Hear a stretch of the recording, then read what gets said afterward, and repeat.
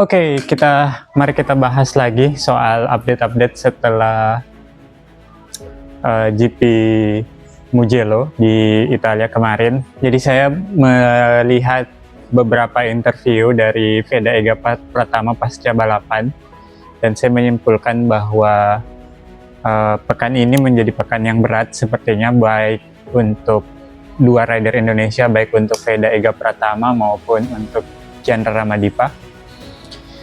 Kita bahas dulu ya soal Chandra Ramadipa, karena kemarin kita belum sempat membuat konten tentang dia. Jadi di Red Bull Rookies Cup kemarin di race 1 itu, meskipun harus mengawali balapan dari posisi ke-16, Chandra Ramadipa itu berhasil finish di posisi ke-10 di race 1 Red Bull Rookies Cup Mugello. Sebenarnya penampilan dari Chandra Ramadipa cukup positif di awal-awal, karena saya melihat bahwa dia itu sempat menyodok ke barisan depan, tapi memang yang menjadi kendala tuh bagi Chandra adalah soal konsistensi juga. Ketika misalnya dia sudah berada di posisi terdepan, itu dia masih sulit untuk mempertahankan posisi, dan mungkin juga dipengaruhi oleh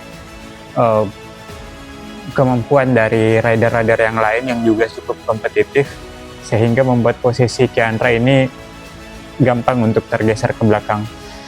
Dan sebenarnya dia sempat memimpin balapan juga ya, sempat di barisan depan juga, cuman itu dia tidak bisa bertahan di barisan depan sehingga dia mundur. Dan di race pertama ini di 3 lap terakhir itu race pace-nya turun dan menyebabkan dia finish di posisi ke-10. Sedangkan untuk di race kedua sendiri, ya ini juga sebenarnya bisa lebih positif menurutku bagi Chandra, karena hukuman grid yang dia peroleh di race di balapan race 1 itu tidak berlaku lagi di race 2, dan dia bisa langsung start di posisi ke-4. Tapi lagi-lagi dia tidak bisa konsisten, sempat beberapa kali di barisan depan lagi, sempat di posisi ketiga, kedua, bahkan berada di bagian depan. Tetapi memang tantangannya Chandra ini secara skill menurutku masih perlu diperkuat lagi. Bagaimana teknik-teknik block pass yang mestinya juga dia kuasai, itu belum. Misalnya berbeda, misalnya ketika kita, ini bukan berarti lagi mau membandingkan antara Chandra dengan Veda, tetapi secara skill Chandra masih tertinggal di sini. Ketika dia berada di barisan depan itu sangat mudah sekali bagi Chandra untuk di overtake oleh rider-rider lain. Ini berbeda misalnya kasusnya dengan Veda yang biasanya punya kemampuan untuk mempertahankan posisi. Dan apesnya di race kedua Red Bull Rookies Cup Mugello ini, Chandra itu harus jatuh di lap terakhir. Sayang sekali, dan ini berarti bahwa ini belum menjadi rezeki tersendiri buat Chandra, karena dia gagal mendulang poin di race kedua, sehingga usai dari race Mugello itu dia hanya bisa memperoleh 6 poin, dan secara otomatis juga posisinya tergeser dari 3 besar klasemen untuk di race Red Bull Rookies Cup. Nah, tapi masih ada beberapa race lagi Chandra. Semoga di race-race selanjutnya Chandra bisa lebih memperbaiki performanya, sehingga peluangnya untuk naik ke Moto3 menyusul Veda itu masih tetap terbuka.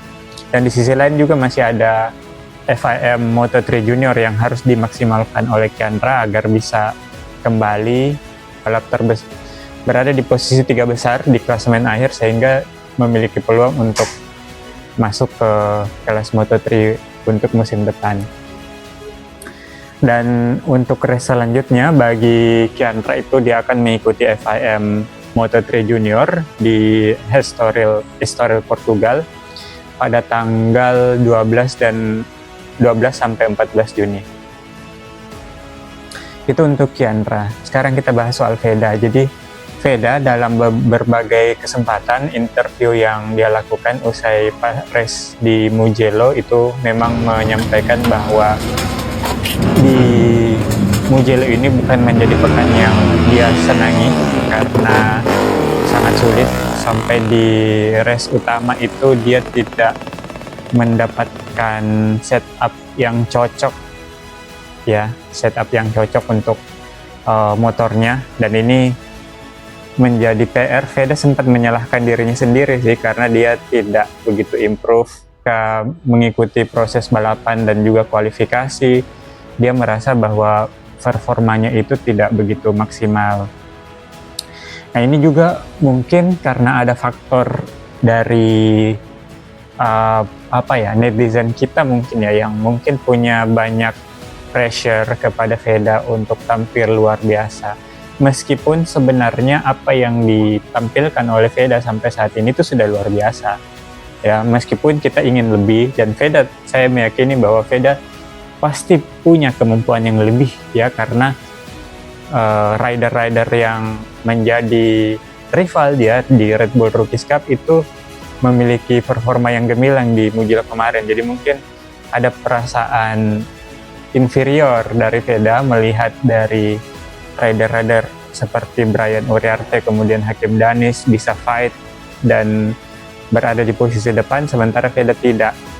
Nah, kupikir Veda harus mengenyampingkan pikiran-pikiran itu ya, karena apa yang dia hasilkan saat ini sudah sangat luar biasa, dan sebagai rider Indonesia pertama kalinya yang bisa podium di Moto3 dan juga sampai saat ini mengumpulkan 66 poin dan berada di posisi kelima klasemen sementara, itu sudah sangat-sangat luar biasa ya.